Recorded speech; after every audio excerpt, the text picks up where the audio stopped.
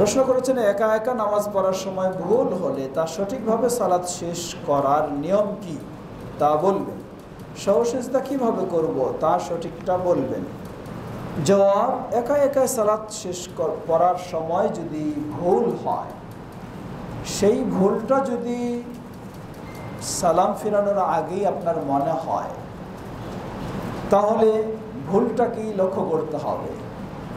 উদাহরণস্বরূপ 4 রাকাত সালাত একাই পড়ছেন, শেষ বৈঠকে গিয়ে মনে হলো না 4 হয়নি 3 হয়েছে। এটাই আপনার বেশি ধারণা হচ্ছে, প্রবল এটাই যে 3 হয়েছে। তাহলে এটি কোনো সহসেজদায় কাজ হবে না। তাকবীর দিয়ে দাঁড়িয়ে আরেক রাকাত পড়ে, তারপর তাশাহুদের দোয়া সব কিছু পড়ে, তাকবীর দিয়ে সহসেজদা দুটি দিয়ে তারপরে ডানে বামে সালাম ফিরাবেন।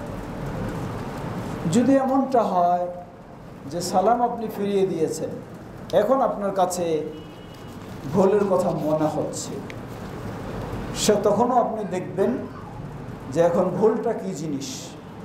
যদি কোনো রাকাত বা রোকন ছুটে যায়, তাহলে দাঁড়িয়ে আবার সেটাকে আপনি সম্পন্ন করবেন, অতঃপর সহসেজদা দিয়ে সালাম ফিরাবেন।